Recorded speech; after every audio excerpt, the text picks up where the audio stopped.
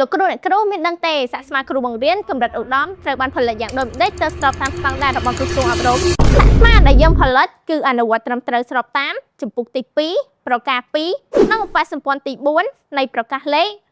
1109 អយកប្រកចុះនៅថ្ងៃទី21ខែកក្កដាឆ្នាំ2025ស្ដីពីឯកសណ្ឋានបំពេញការងាររបស់គ្រូបង្រៀនកម្រិតឧត្តមនិងកម្រិតមូលដ្ឋាន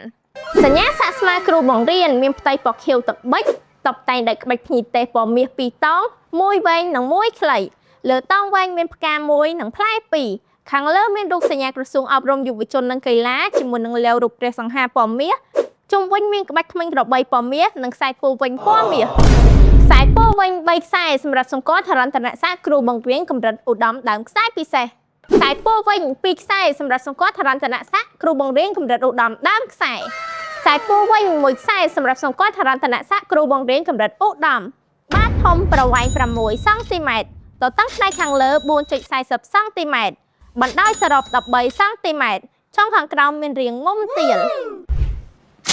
ចំពោះលោកគ្រូអ្នកគ្រូដែលកំពុងតែមានតម្រូវការសាកស្មាគ្រូបង្រៀនដែលមានគុណភាពខ្ពស់និងត្រឹមត្រូវតាមស្តង់ដារអាចទាក់ទងទិញតាមរយៈ Facebook Page ឬ Telegram ដែលបានដាក់នៅក្នុង caption នៅលើវីដេអូនេះណា